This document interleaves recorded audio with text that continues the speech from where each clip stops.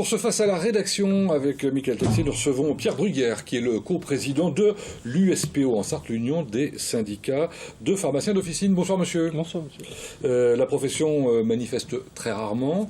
Les pharmaciens sont discrets d'habitude. Vous exprimez votre colère malgré tout dans la rue jeudi matin.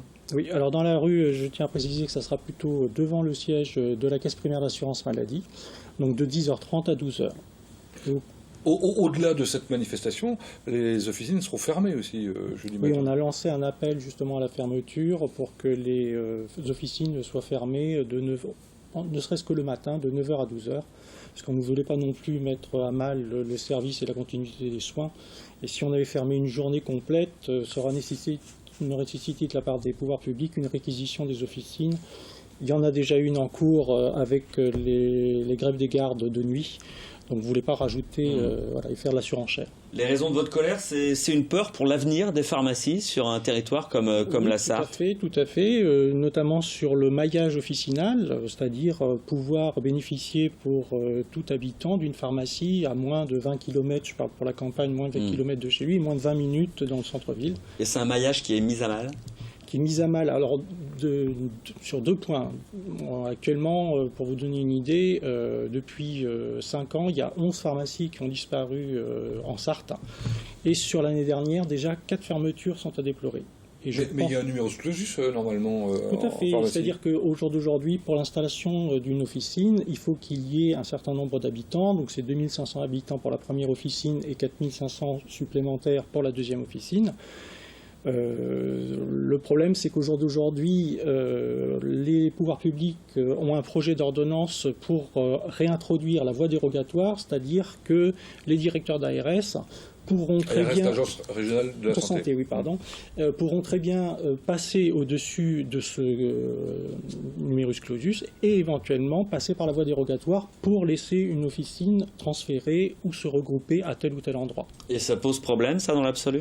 Parce que si vous dites qu'il manque certaines pharmacies, là, on pourra en créer. Enfin. Tout à fait. Et puis le gros problème, c'est qu'au jour d'aujourd'hui, si vous avez le rapport de l'IGAS, qui est en ligne, donc c'est l'Inspection générale des affaires sociales, il est bien dit que dans ce rapport, il y a une surdensité à certains endroits d'officines, donc je ne vois pas l'intérêt par la voie dérogatoire pourquoi on ferait augmenter ce numéro. Mais est-ce que ça suit les déficits de médecins, par exemple? Est-ce que ce sont dans les mêmes endroits qu'on a aussi une déficit? Alors, de toute façon, il y a plusieurs critères qui interviennent. Donc, effectivement, il faut savoir qu'en moyenne, pour une officine, 80% du chiffre d'affaires réalisé, je parle de chiffre d'affaires, pas de bénéfice, de chiffre d'affaires réalisé sur la prescription médicale. Donc effectivement, quand il y a des zones de désertification médicale, il est évident que les officines, une fois sans prescripteur, ne peuvent plus survivre.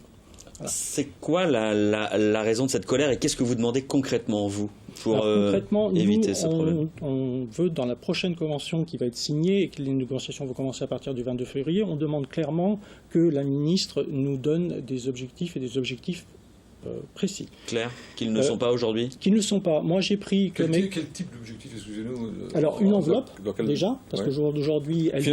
Financière. Donc, elle donne des directives, de toute façon, à Nicolas Revel, qui est le directeur de la CNAM, mais pour autant, on ne sait pas, si je puis permettre, à quelle sauce on sera mangé. Nous, on veut et on demande, et ça, c'est le souhait de 2 syndicats, puisqu'il y a un deuxième syndicat au niveau national, qui est la FSPF, on demande exactement la même chose. C'est dans les moyens pour y parvenir qu'on n'est pas tout à fait d'accord. Mais ce qu'on veut, c'est absolument, de toute façon, qu'il y ait une réforme du métier de pharmacien et que le métier de pharmacien, et donc sa rémunération, ne soit plus uniquement basé sur le prix du médicament. Parce que de toute manière, votre rémunération, elle baisse parce que les prix baissent, c'est ça ? Tout à fait. Vous demandez quoi? Qu'est-ce qui doit être valorisé dans votre métier, pour le coup? Alors, tout simplement les choses que l'on fait au quotidien, qui sont peu connues, je dirais, du grand public. Le temps passé à appeler un médecin parce qu'il y a un problème sur une prescription, parce qu'il y a une contre-indication qu'il n'a pas décelée, parce qu'éventuellement le patient est allé voir un autre médecin, il a pris d'autres médicaments qui sont incompatibles avec la prescription présente.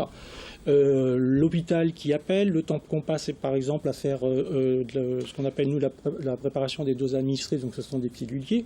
Ça veut dire que vous voulez une rémunération forfaitaire qui soit parallèle aux marges que vous pouvez faire sur les médicaments. Voilà, donc... et par rapport au générique, par exemple, est-ce que là aussi, il y a une modification, comme ça a été suggéré à une époque, qui fait que les marges sont plus importantes sur les génériques que sur les autres, pour vous inciter, vous, à vendre plus de génériques? De toute façon, c'est toujours le cas. Ouais. C'est toujours le cas, mais il faut savoir qu'au jour d'aujourd'hui, le CEPS, qui est le Comité économique des produits de santé, a passé un accord avec l'État pour que le prix des médicaments soit diminué, notamment le prix des génériques. Donc il faut savoir qu'au jour d'aujourd'hui, le grand perdant de l'affaire, et je peux même dire le dindon de la farce, c'est le pharmacien, puisque de toute façon, il va perdre sur les deux tableaux, à la fois sur le générique et à la fois sur le produit, ce qu'on appelle Princeps.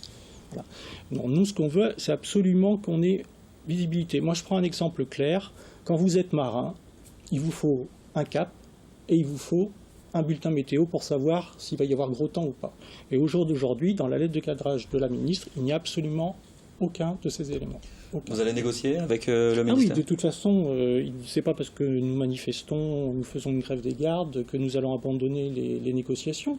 Et les négociations vont s'ouvrir à partir du 22 février avec notre ministre de tutelle. Pour une nouvelle convention applicable à partir du printemps, voilà. Logiquement. En espérant que justement cette convention aboutisse, parce que si ce n'était pas le cas, ça serait une autorité de tutelle qui prendrait la main et qui négocierait à notre place. Donc merci pour cette information et surtout à vous qui nous regardez aujourd'hui, évitez d'aller en pharmacie jeudi matin. Elles sont toutes fermées en Sarthe? Non, il y en aura quelques-unes qui resteront ouvertes de toute façon. Malgré tout, voilà. Pour les urgences. Voilà. Entre autres. Merci Monsieur Bruguière d'avoir répondu à nos questions.